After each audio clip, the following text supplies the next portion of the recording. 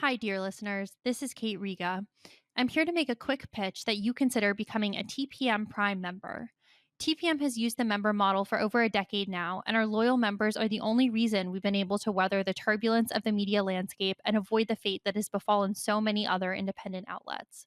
For $70, you get no paywall, fewer ads, access to the Hive member forum, a members only newsletter, and more. For $140 a year, you get all of that, plus no ads at all. Without our members, there is no podcast, not to mention that I'm out of a job. Thank you so much for listening and supporting us. We couldn't do it without you. Hi, this is Josh Marshall, and this is the Josh Marshall Podcast featuring Kate Riga. We're going to talk a lot about political corruption in this episode of the podcast, but we're going to talk about a number of different topics. And as we kind of know, and as we were talking about just before we started recording this episode, political corruption is sort of the through line to everything right now. It's kind of everywhere and it's pervasive. And I wrote a post about this. God, I'm not even sure if it was yesterday or the day before yesterday, but in any case, a post about this. And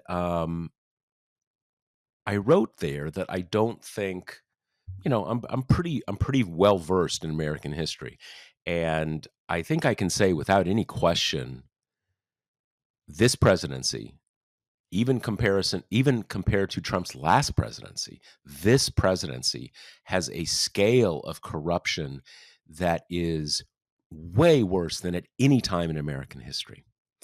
And we talk about the sort of the scope of American history and, democracy and the rule of law and all these kind of things. And the thing about political corruption is that, the United States has certainly the federal level and at the state level pretty much too, a very good record of contested elections and a pretty good record of the rule of law with some significant exceptions over the years. And obviously when you get down to there's a difference between what happens with the federal government, what happens in states and more out of the way states. And obviously there's what happened in states under the Confederacy, et cetera. But political corruption is not something unknown to American history at all. And yet, right now is more outlandish than I don't, I would dare anybody to point me to anything at the federal level that is anything close. But the biggest thing is not even the scale or dollar amounts, it's the openness. Um, I was going to say everything that's happening is out in the open, but I realized as I said it that that is almost certainly not true. But there is so much that is in the open, and we're not even needing to wait till a couple years into the administration when things get found out, or kind of investigative journalism. I'm just talking about the stuff that is totally in the open. Uh, and yet, um, there is certainly so much more. I was talking to someone a few days ago, and uh, this person said, "Well, I'm sure the Doge people, when they were deep into the U.S. government computer systems, they must have put in a lot of back doors that they can get access later." And this many people have suggested things like this. Uh, there's not any hard evidence for it, but there wouldn't be any hard evidence for it, right? And for whatever reason, I this has to do with kind of my just in instinctive naivete. I sort of instinctively figured, well, maybe, but I kind of hard for me to believe that happened. And then I thought about it, and I'm like, what am I saying? Look who we're talking about. Look who we're talking about. And at most of the corruption we're talking about here is money corruption, right? The president's various cryptocurrencies and you know payments of $1 million to have a brief sit down with the president. but also just law breaking. Did they build in back doors? Look at how these people operate. Look at the opportunity.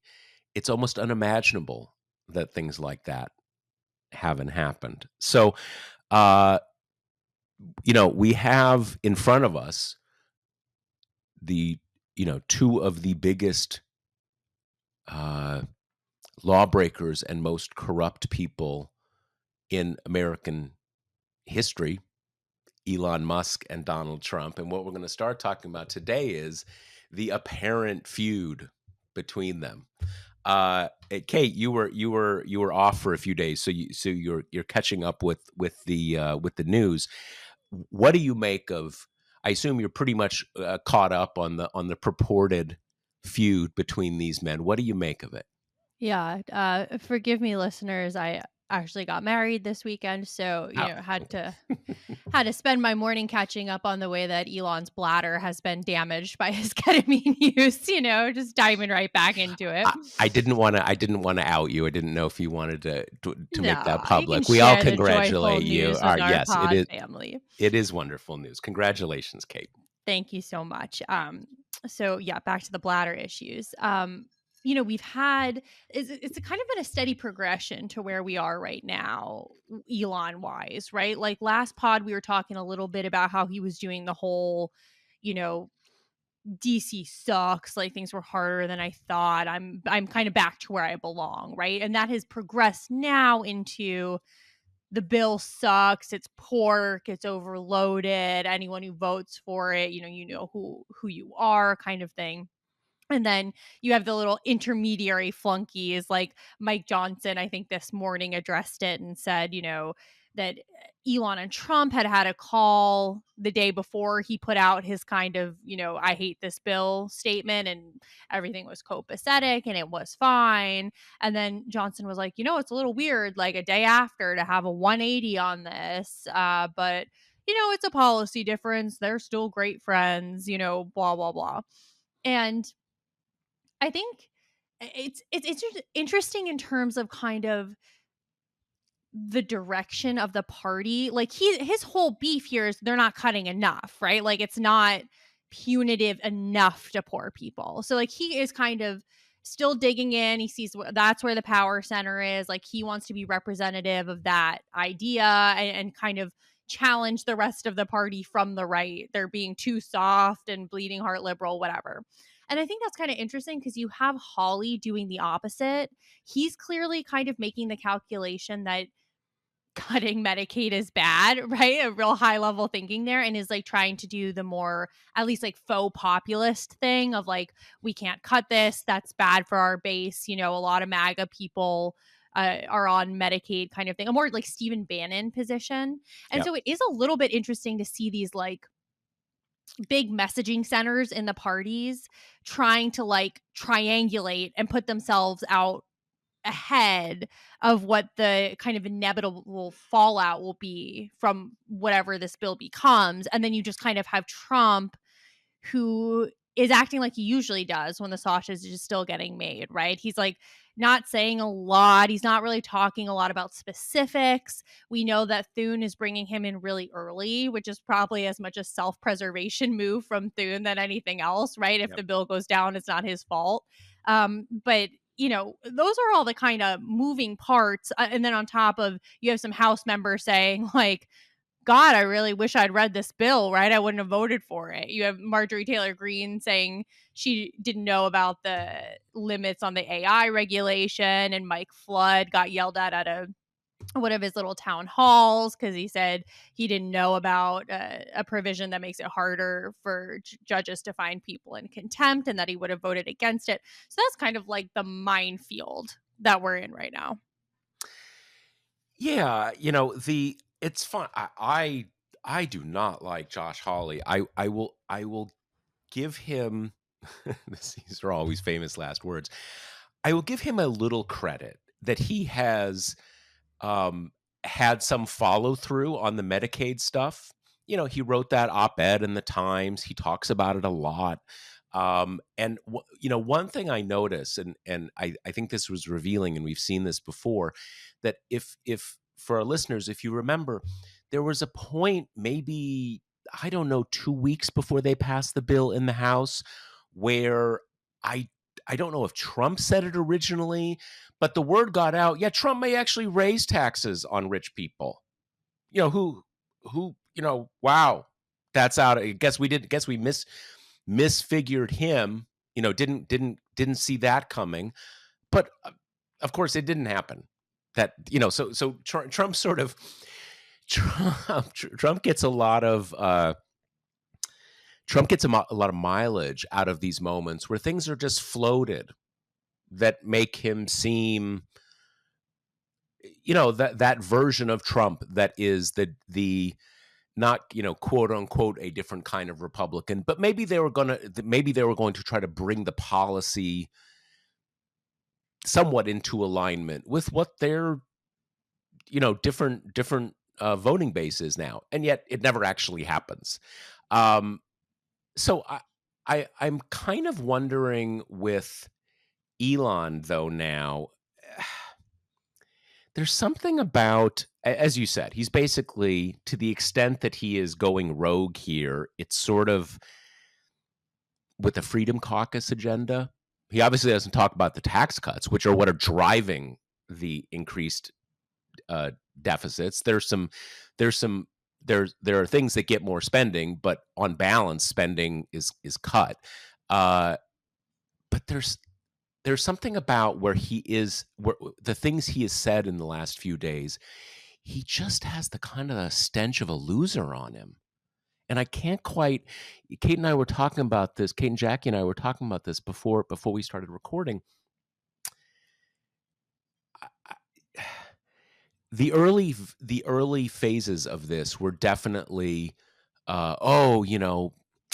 Washington is just too big a beast to be, to be brought to heel. Elon couldn't get it done. He's going to have to go back to being awesome in the private sector. Kind of trying to make the first steps of undoing the damage he's done to his companies.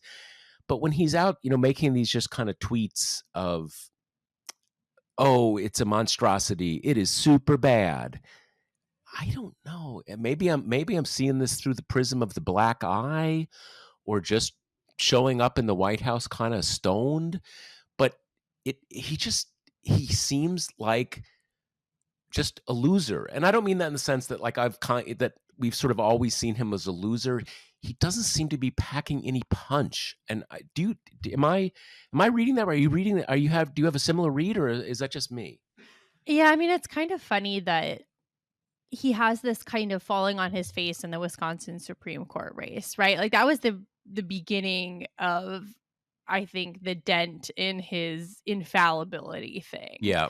Because Yeah. I mean, that was a live question, right? Like, can he buy any election that Mhm. he Mhm. wants? Mhm. Um, and then, he tried to kind of cover that as like, well, I don't care about politics anymore, right? Like trying to cover the lack of power by just disinterest. And now he's pivoting back to, well, maybe I kind of liked being in the political conversation, and that the New York Times set out a news push as soon as I make statements about things, and I killed a bill all by myself and stuff. So he's back to that. Yeah.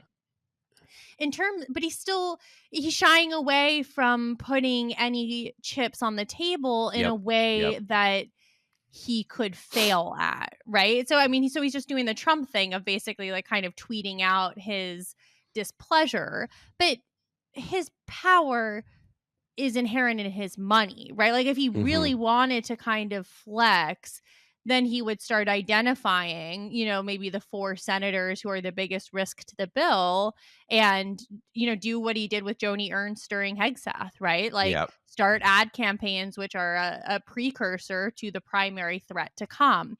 But he's not willing to wade in that way, which he might later earn some headlines of like, Musk funded primary effort falls flat, right? Like he's clearly afraid to fail. So instead he's just kind of like shouting from the sidelines. Yeah, I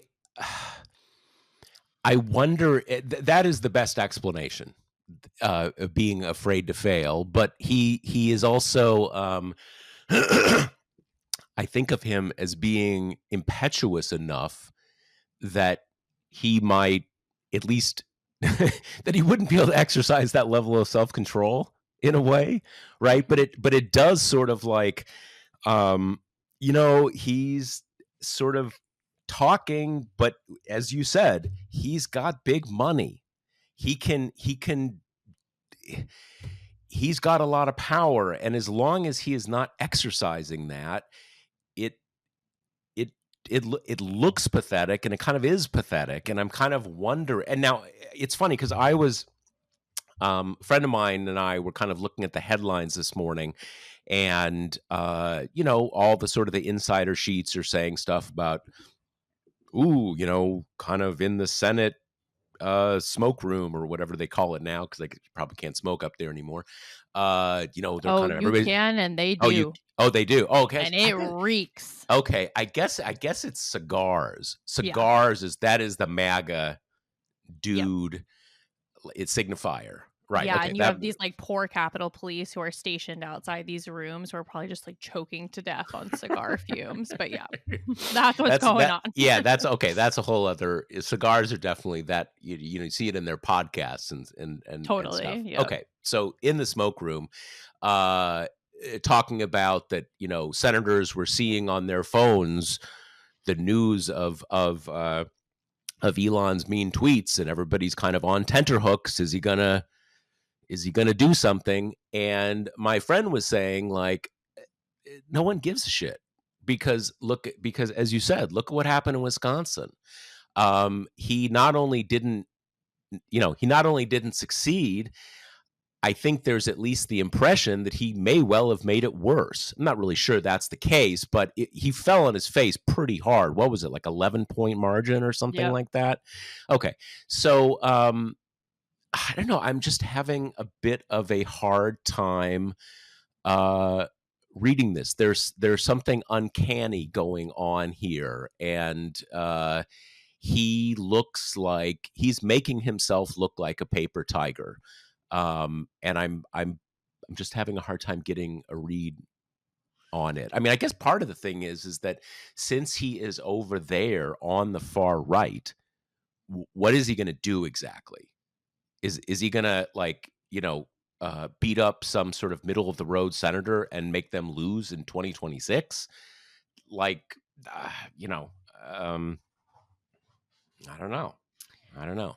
Yeah, I also am just interested by this dynamic because I have long felt that there's no way the Trump-Musk friendship lasts. Like, there are just too many qualities inherent to the two of them that are, like, poisonous to long-term relationships for that Big to time. happen. Big time. But Big time. I will admit I'm really surprised that they got this far and still seem to be, pretty kumbaya with each other. I thought the wheels would come off the wagon when people were calling Musk the real president, but Trump displayed some restraint, perspective, maturity that I didn't think he was capable about that. So, Well,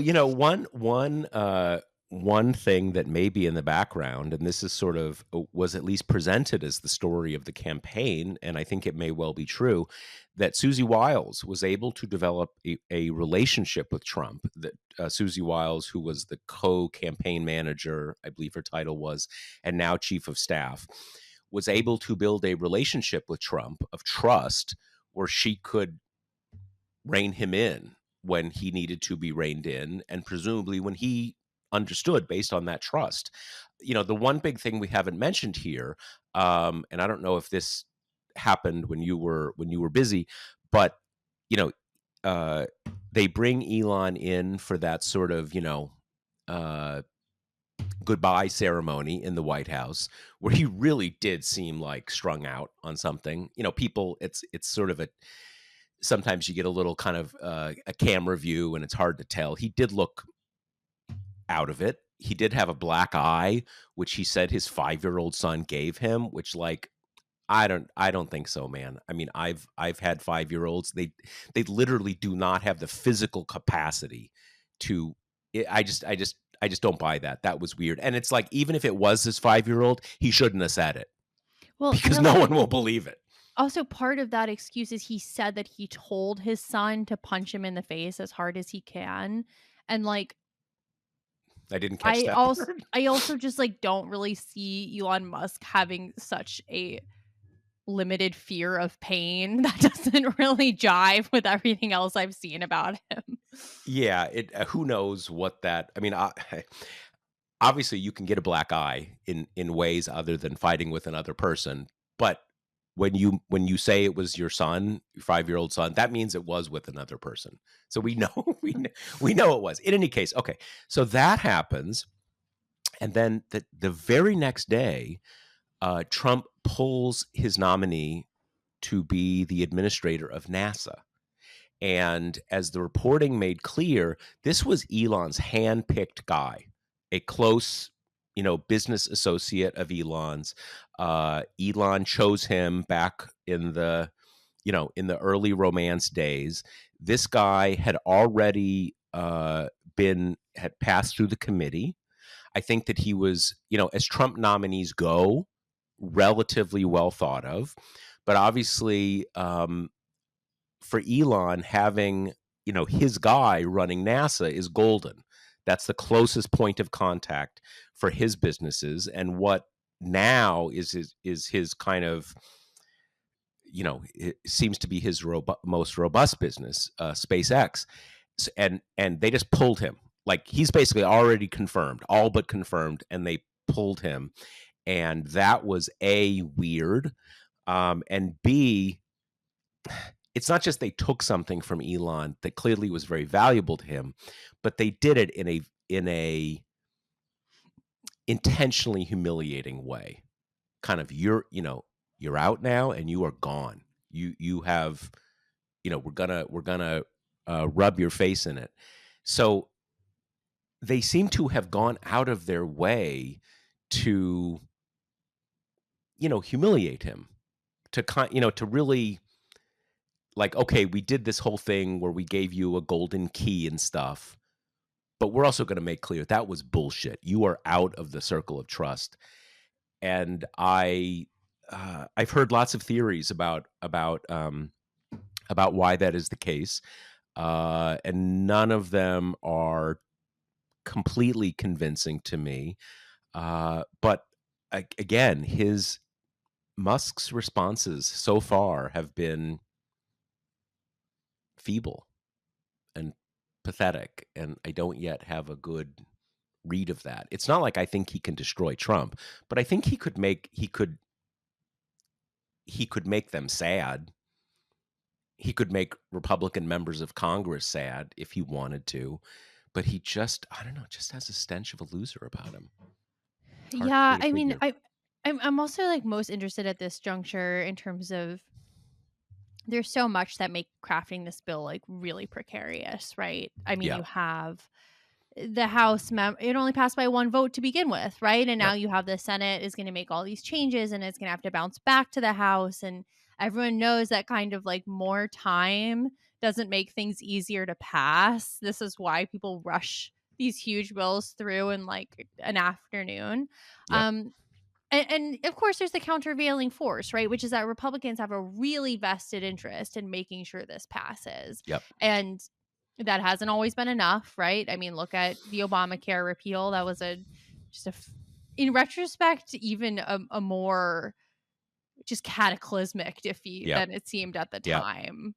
Agree. Um, but we don't have John McCain anymore, so the numbers are different. But he is a wild card in that mix. And I am not convinced that he has the heft anymore to, even if he were to say, Representative X, I'm going to kind of rain down on you if you don't reject this bill, and then Trump calls. Like, I'm not convinced that you listen to Musk in that situation. I think you're right. I think you're right. And I also think that the people who, my sense is that, his constituency here is the Freedom Caucus, Right. who did, they did want bigger cuts, all that kind of stuff. But I get what we have seen. The through line of Trump's second presidency is all that Freedom Caucus misbehaving, how they're going to kind of sink the ship, how they're going to, burn down the house. When Trump calls, that's done. Remember Mike Johnson securing the speakership. Remember all the different, the continuing resolution, getting the debt ceiling or not, all these kind of things. Trump puts in the call. That's over. Um, I get the sense that even those Freedom Caucus people, as you just alluded to, they know how tough it was to pull this together. I don't think they wanna. They may say they want more cuts, but I think if they were talking to Elon privately, would be like, "Let's. This is done. We're done. We're doing this."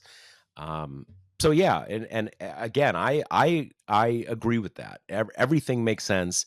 Trump is the one with power.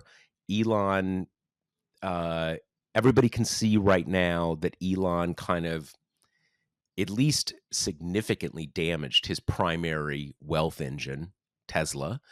And he doesn't look as strong as he did. It surprises me how weak he looks at the moment. But the proof is, the proof of the pudding is in the eating at the moment. That's how it looks. So I guess Right. that just is how it is. Okay, so let's move on to talk about one of the most kind of glorious snafus that we've had of the second Trump administration. I have to say, I was like really rocked back on my heels when I saw this. And it came about at a Joni Ernst town hall event. She's on camera, right? She has a mic. Someone is asking her about the cuts to Medicaid and to SNAP, and you can't totally hear what the crowd is saying in the clip, but I would assume they say something along the lines of, if these cuts go through, people are going to die, because she responds by saying, well, everyone's going to die. And the crowd immediately erupts. I mean, it's stunning. It really is. Like, I had to watch it back a few times because I was like, "Oh my god, you're a politician. That's what you said?" Like, it's almost like she, I don't know, was trying to be funny, I guess, and, like, flip, but whoa. I mean, that's one we haven't heard one of that caliber in a while. Did you see the faux apology video? While she's walking through a cemetery? Yeah, yeah, yeah. That one to me was. I mean, uh, I read the initial thing. A not great politician will just sometimes blurt something out in frustration that is really toxic, and I think that in addition to the sort of primary reporting on that also spurred a whole debate about when does a gaffe matter. I think when a gaffe matters is when there is a pre-existing storyline that the gaffe organizes, that it brings together in as one thing, and that's and this sure does, right? This kind of very, like, everybody can see this is a problem for them. The Republicans say it's a problem for them. The question is just how big a problem it will be. Um, it's funny. I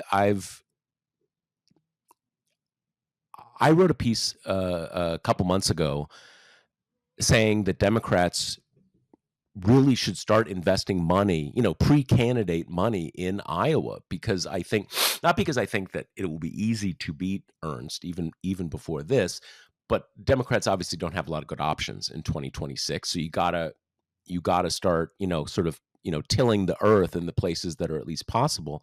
And the thing about Joni Ernst is that she won in 2014, which was obviously a great year, a great Senate year for Republicans, with I think 51.7% of the vote. So she won, but not by a commanding margin. And then when she was reelected in 2020, she basically got the same percentage. I think maybe even a tenth of a percentage point less. And that's not a great sign for a politician. Generally speaking, in a reelection, a politician wants to, consolidate their support and up it a bit, and she didn't. And my sense has been that Iowa has obviously gotten quite red in presidential politics and quite red in general. But in a bad year, in a kind of a Trump midterm bad year, those numbers tell me she's vulnerable. Now, I've talked to one person, opinion journalist in Iowa, Democrat, kind of Democrat oriented opinion journalist in Iowa, who kind of said, it's so hard right now. The state has changed so much, and this person, she follows the state on the inside. She's not just looking at a couple surface numbers like I am. So I put a lot of weight in that, but I don't, I think I think this is going to be a very hard midterm for Republicans. So, and you have to invest in the places that are possible, right? I mean, there aren't deeply damaged Republicans out there, or maybe there are deeply damaged Republicans, but it doesn't matter anymore. I don't know. That, as you said, that is just one of those. And again, the doubling down for listeners who didn't listen to it. Okay, so she posted a video of herself, and as you're watching the video, you see that she is walking through a cemetery. Okay. And she's doing this what seems to be a very fulsome apology. I said something that was so bad, but I am so sorry. And uh and then she kind of rounds it by saying, I didn't realize there weren't people who realized that we die. Ha ha ha ha. And then she said something about the tooth fairy and stuff. And like, I guess this is what you have to do in the sort of the Trump world. But I just think the response to that is so simple and so obvious, and even the most cookie cutter politician can execute it so well. It just, kind of like, yeah, everybody dies, but people want to not lose their health insurance because they don't want to die sooner than they need to, because they want to know their grandparents and all that kind of stuff. And it's just I think we know what the message is, what that means. What it means is, like, stop complaining. It is what it is. Take it on the chin. We don't care. And that's a toxic message that I think is dangerous even in a fairly red state. Yeah, and I mean, you have to give credit to JD Scholten, who basically launched his campaign challenging Ernst immediately when this happened. He's a state rep and also a minor league pitcher, which, doesn't hurt. Right. Um, but that's the kind of energy I think Democrats need, right? It's like, if you're gifted an opening like this, you snap it up, right? And we've seen in the past, I mean, this isn't by no means a perfect example because it's, a very blue state, but it almost reminded me a little bit of Andy Kim, while everyone was like waiting to see who was going to kind of jump on the Menendez opportunity. Yep. He just went first. He didn't wait Yep. for anyone. He got out there first. And, who's the junior senator from New Jersey now? It's Andy Kim. Like, there is something to be It's such said a for good point. jumping at opportunity. Yeah. And really that by the normal rules, he had sort of no business doing that. He wasn't the obvious person at all. He was a newcomer member. I don't know, a couple terms, 2 or 3 terms, something like that. A new, like, there were all sorts of people that were higher on the totem pole, but he had the guts to do it. And that's how in the same way that, like, you think of Barack Obama. He got very lucky by a good candidate got torpedoed. A good Republican candidate running against him in the Senate got torpedoed through a kind of a lurid divorce scandal. He gets elected. He kind of starts some of the early Obama magic in 2004. And then he's like, I'm not waiting. I'm running for president right now, right? And you just have to have that kind of audacity. The other thing about Joni Ernst is there's no rule that says you can only use that quote in Iowa. Use it all around the country. Make her sort of the poster person for the Republican Party. Because that really is their message. they're kind of saying, "Oh, there are no cuts," or just they're clearly unable to defend it on the merits.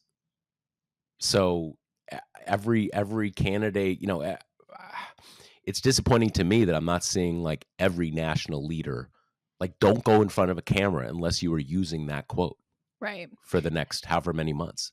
And also in terms of the kind of candidates who won't be denied the opportunity thing, I think that ethos is going to be really important as we're approaching the kind of the true Democratic Party reckoning, right? Where Hmm. I think we're going to see an uptick in primary challenges, right? You're going to have more non-traditional candidates kind of throwing their hats into the ring, and all of that is going to be dependent on people kind of refusing to sit and wait their turns, to work their Absolutely. way up the machine. Like, is it going to work every time? No. I mean, JD Schulten is a huge underdog, right? This is not the Iowa of the earlier 2010s, right? I mean, it Hmm. hasn't been competitive for a long time, but in a really bad midterm for Republicans, if you manage to get a spark at the right time, like this is the stuff that you can't foresee, and you what that the magic moments are reliant on is candidates who take the leap even if they don't have institutional backing. So Yep. it's nice to see. You made that point about the real reckoning. I couldn't agree with that more because we've and I think we've talked about this in a few earlier pods. We're still Democrats are being told they've got to have a reckoning about 20 different things about Joe Biden, about wokeism, about trans rights, and each of those things there's a conversation on. But this is the real reckoning. The real reckoning is what happened in the continuing resolution in March or whenever that was. That is the thing that that my read is that is the thing that Democrats are really upset about. Is not. Um, it usually gets talked about as not being willing to fight, and that's true. But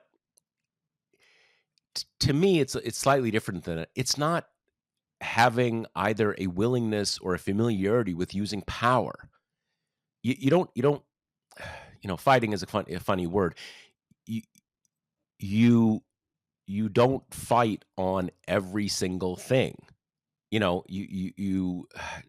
hard to put it exactly, but I don't know. Just we know what that debacle was, and I think that people involved in the Democratic Party see that debacle and just think like everybody who touched this has to go, or they need to fall in line behind different leaders because this is ridiculous, in a way that like Joe Biden, like okay, he's not president anymore. Like why are we still talking? That is real, and I can't agree with you more. I think there's going to be tons of primaries, um, for everybody. Why not? Yeah, and it also is a little bit of the counterpoint to one of the more like overwrought discussions that Democrats have been having, which is, do you just have to overhaul the whole party messaging and the whole apparatus, right? Like start from the ground up. And I always thought that was a little over determined because as much as consultants maybe like the idea that you give the national party a slate of talking points and that's your roadmap forward, like that's just not how it works. It's we're still people still compete in different states and different districts, and the idiosyncrasies of their candidacies play in, and the terrain on which they personally are the most passionate and comfortable, that often guides a lot in the campaign. But this is all just to say I think that will be nice when you have these primaries popping up and the candidacies starting, which we're getting, closer and closer to, because we'll just stop having to have this like tortured conversation about, how much social issues and how much kitchen table and it got to be all kitchen. It's not how it works. Like sometimes you do have a unifying issue, like the attempted healthcare repeal that puts that in the forefront, and that becomes part of almost everybody's campaign, right? But our politics is just more events driven and personalities driven than people like to acknowledge. So, it'll be interesting in Iowa to kind of see does Schulten make the Medicaid cuts, kind of the cornerstone of his campaign, right? Like it was the birth of it. It's going to be an ongoing issue. It's going to be a little more individually tailored than the way we've been talking about it. And I think a lot of these races are going to end up centering around things that are, more local or more specific than we think. There doesn't necessarily have to be this kind of like predetermined, hammered out, like, here's the banner we're going to run again under, right? It's like you can take some helpful things in the news cycle, right? You can take some stuff out of the reconciliation bill and put it in the charcuterie board and offer it up to various candidates to see how they're going to use it. But that's just part of why this, like, the never ending relitigation conversations are so tiresome, because you almost, you can go back with a fine tooth comb through everything that Kamala said and say she spent too much time on this and not enough time on this. And it's like, yeah, and we have no idea what the environment is going to look like, even a year from now, where everything is going to be different. And some things are going to have taken on enormous salience and some things are going to fade to the background. And that's just how it is. Yeah, yeah, and with the challenges to Republican incumbents, you got the Tom Tillis race, you have the Susan Collins race. I mean, the ones that are, if they're going to make progress, that's where they have to start.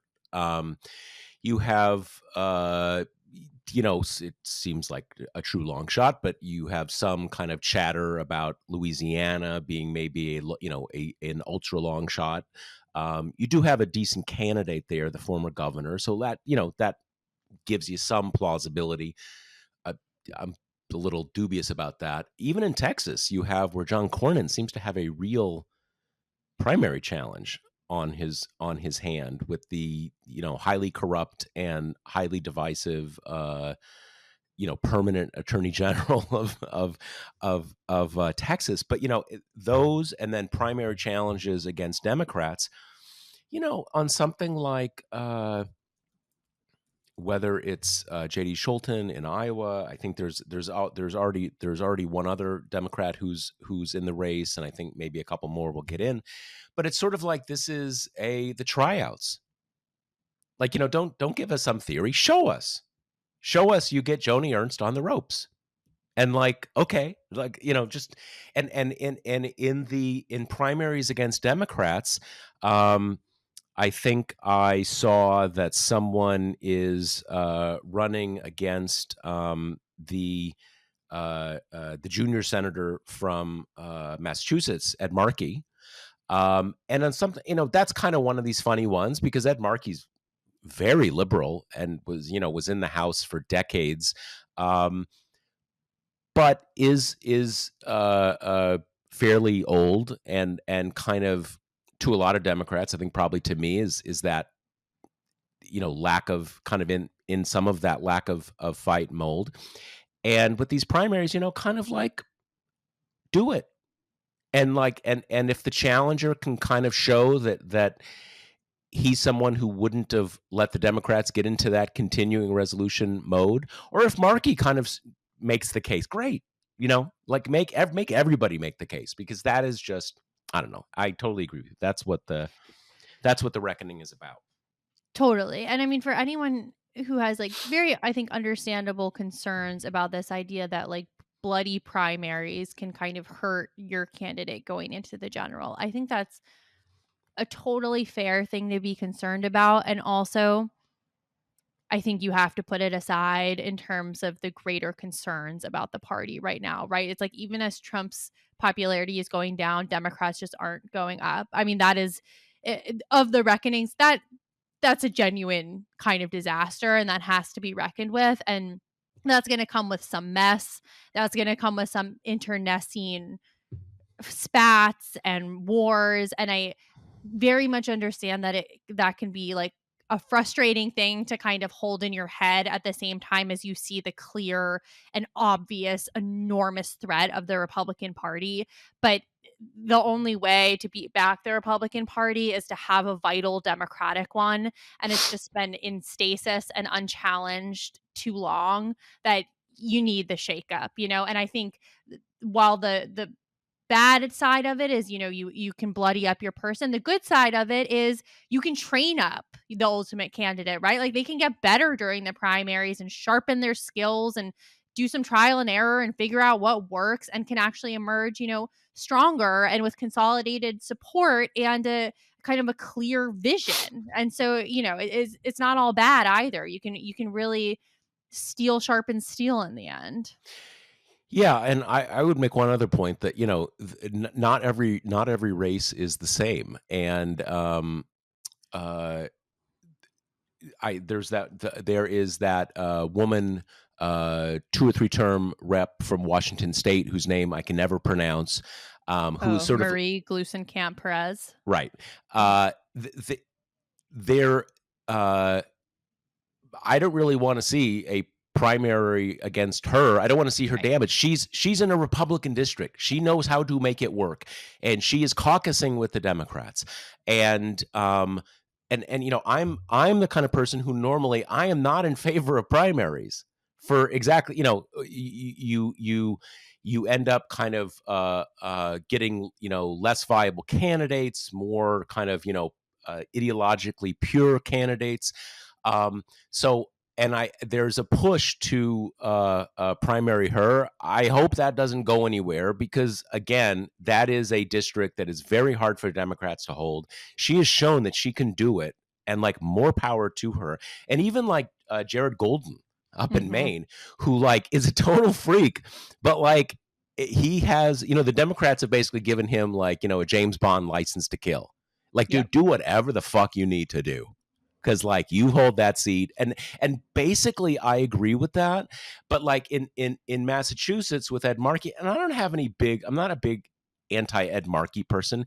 He's done a lot of great stuff over the years. I'm just saying that uh I think Democrats are at the point where everybody needs a trial heat, and in Massachusetts you're not going to lose that to a Republican in the Senate. That's just not going to happen. Certainly not going to happen in 2026. So you can be smart and say we're not going to take our marginal people and bloody them up. But in places like Chuck Schumer is not up for reelection in 2026. If he were, I would say primary him. No Just question. yeah, No and question. I think there's a decent chance he'll be primary. I think he's up in 2028.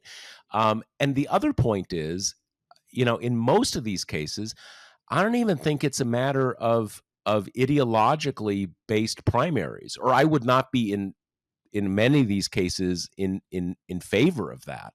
Um, it is this spectrum of knowing how and being willing to wield power in an effective way. And my sense is that a lot of this is not terribly ideological.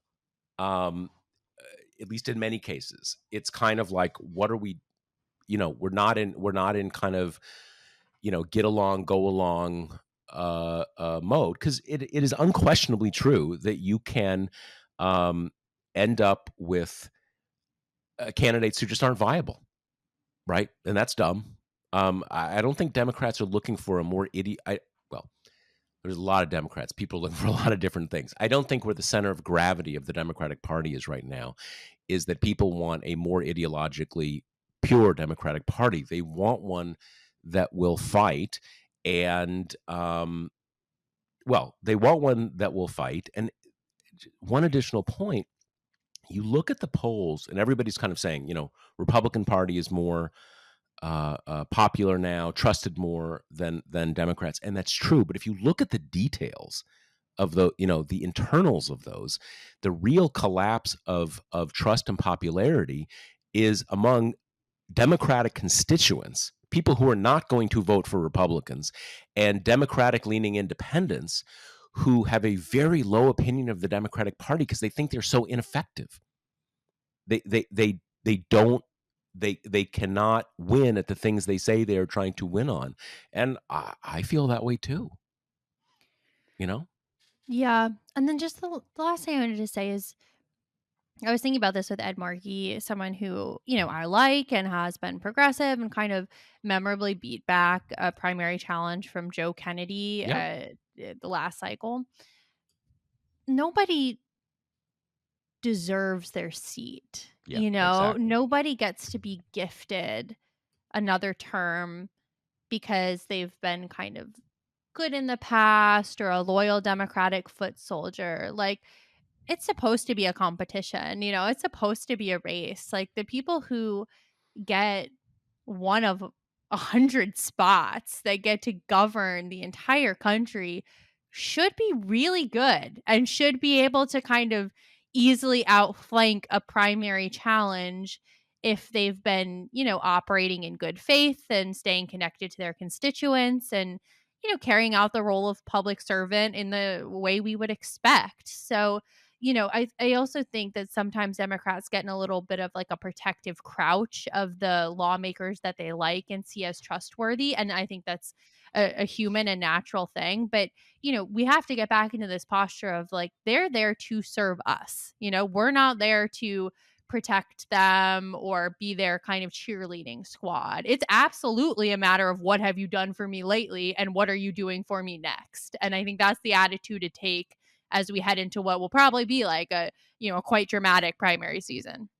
Yeah, that is where I am now, and you know, in a sense, it is and should always be that way. It's not your property, even if you've done great stuff, even if people respect you, and I think of someone like retired Congressman Henry Waxman, who in many ways was one of the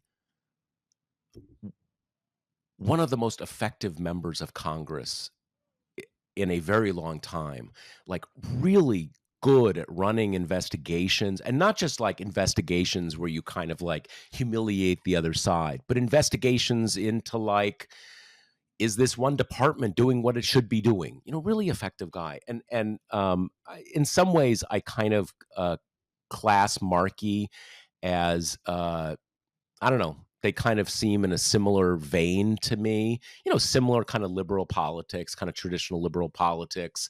A lot of good stuff, but right now the Democratic Party is in a bad way.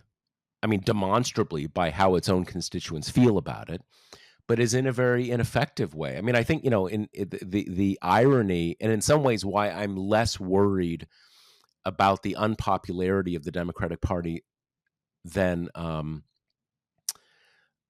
it is often presented uh, within the Washington discourse, is that the Democratic Party has this lack of trust, not because people are down on what Democrats say they believe in, that they're kind of more friendly to Trump. The reason that it is unpopular is that it has not been able to effectively resist or fight Trump. That's a very different kind of unpopularity. Now, that is no get out of jail free card for incumbent Republican Democratic lawmakers, because like Democrats are saying, you guys failed. You guys have failed. We're deeply disappointed. But if you are someone who is against Trump, believes in the things that Democrats generally believe in, I don't think that's actually a bad thing. That means there is an appetite for a robust Democratic opposition that the current people are not delivering.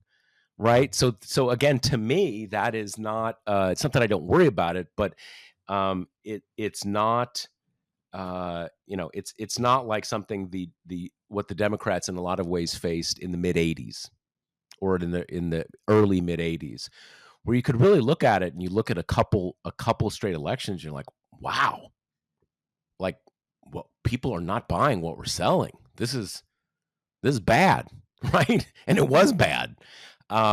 So anyway, that's my take on that.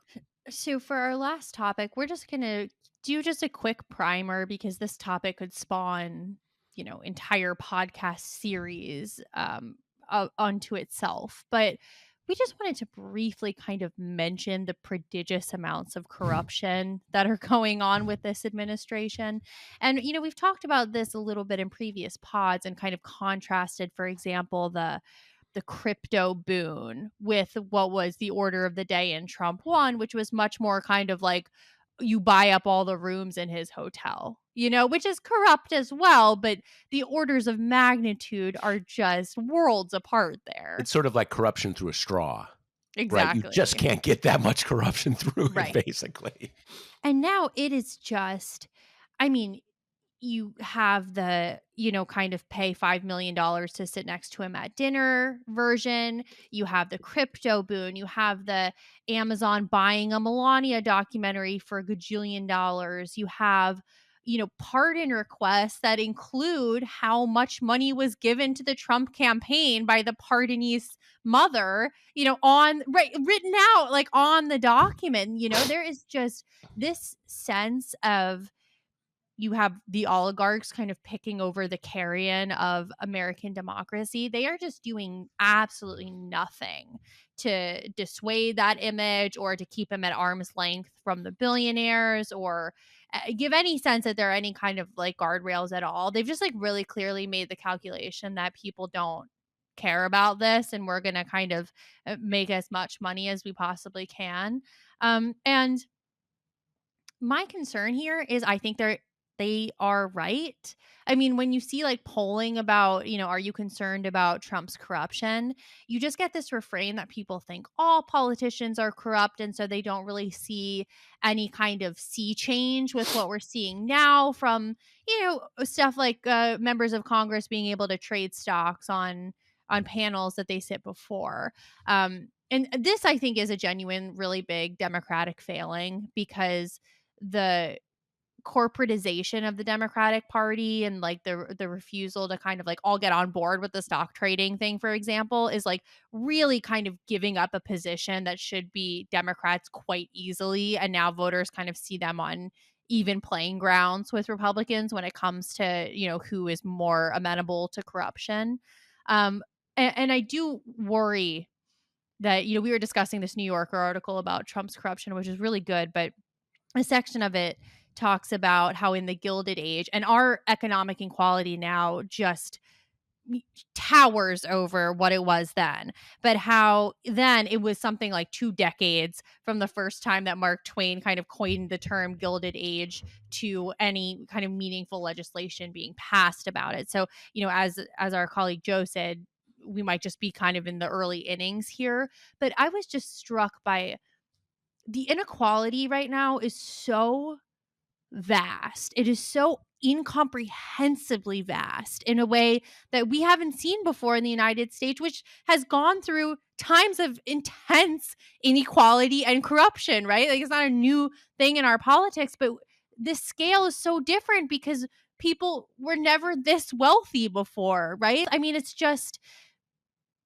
incomprehensible. And it does make you think the center cannot hold here. But why are people so bad at putting the dots together? Yeah, it if you even look over the last decade, um, there was a relatively long period of time where Warren Buffett, Jeff Bezos, and Bill Gates were all in the neighborhood of worth $100 billion, and they would fluctuate. Which was on top? They would kind of go down. Bill Gates has given away a lot of money.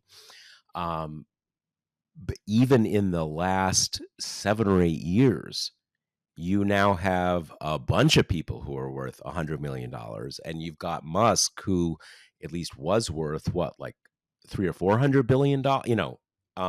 So even even in just a few years, you have, and it's funny.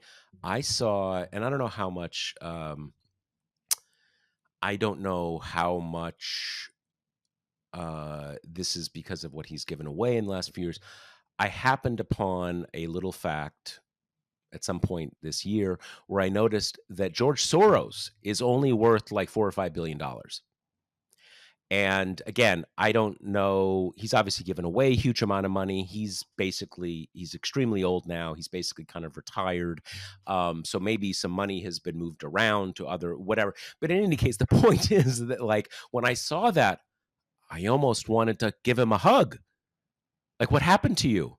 You're only worth $4 billion, right? And I'm not sure that he was ever worth that much more. And I think what that is that now it used to be like, wow, you're a billionaire. Maybe he was worth, I have no idea what he was worth, but I think it's quite possible that he was only ever worth maybe 10 or $15 billion. But that is a huge amount of money.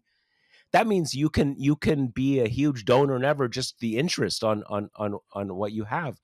Um, One thing I noticed, and one thing we're kind of referring to a little here is there is a piece in, I believe it's the current, maybe it's one back issue, the New Yorker, by Evan Osnos, who is like, I think he's one of the Washington people for the New Yorker, that just put together all of these examples in one article, all of the corruption things.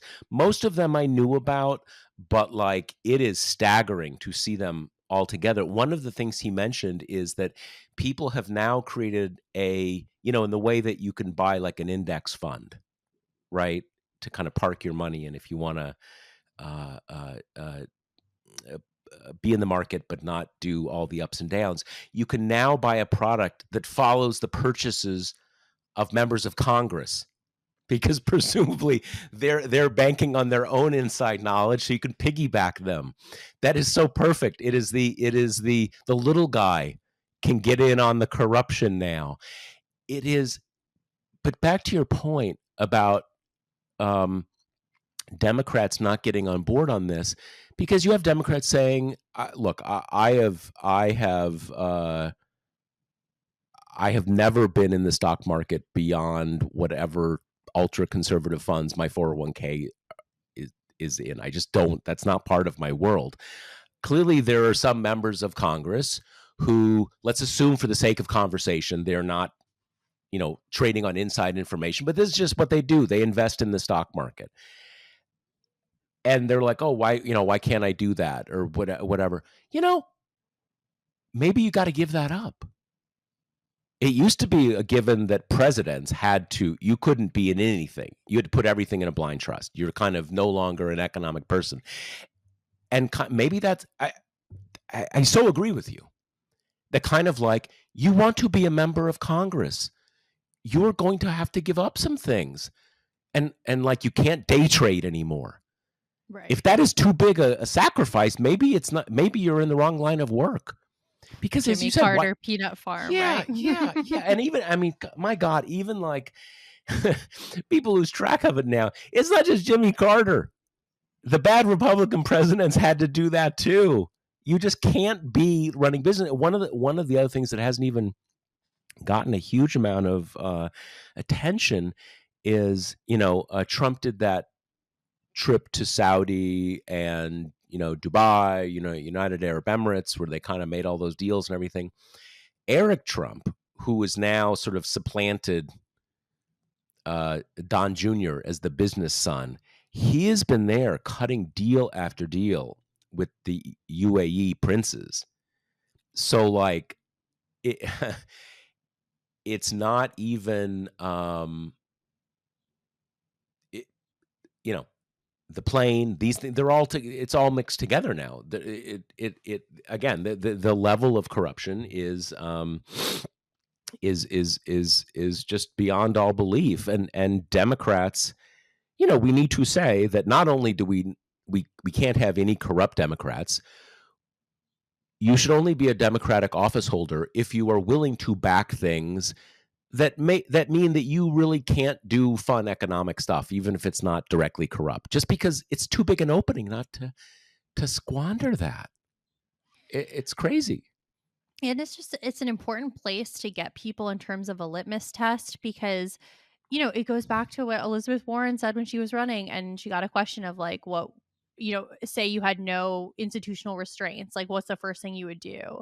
And she said, you have to put up barriers to keep special interest from being able to so directly manipulate lawmakers, and that goes hand in hand with having lawmakers so directly profit off various people who want you to bend legislation to their will. And she was saying, democracy will always be poisoned if it's just that easy to profit off of these seats. Like, it has to go back to being, it is a sacrifice, right? You're a servant, you're a public servant. And I think if Democrats, say, make it big and get a trifecta in 28, kind of against the odds, like, this is going to be some of the guardrail rebuilding to make sure that people like Trump not only can't, use the White House as a personal profit, but also to dissuade people like Trump from wanting the job because it's so hugely profitable, right? And that is going to come with putting in restraints and transparency measures and banning stock trading and just the whole kind of gamut to make sure that you can't do this again, because the opening's huge, right? Like, not only now will you have demagogues who are interested in kind of wielding the power of the office of the United States, but also, you can become fabulously wealthy, maybe the most wealthy person there is if you play your cards right.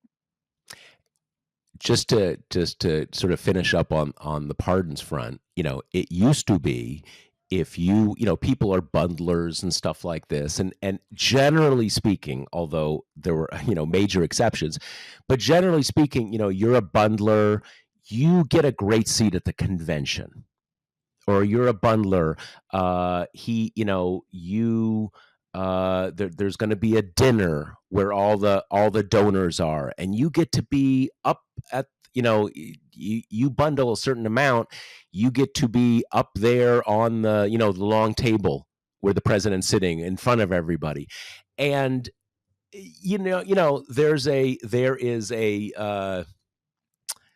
there is a soft minor corruption there, but in general, what you're getting are fuzzy feelings, and I get to picture with the president, and he's kind of my bud, and all that kind of stuff. And now it's kind of like, I'm looking at 20 to 30, man. What do I need to put into the cash register? And those are just different things. Those are different things. And the other one wasn't great, but they are different. And that was a whole kind of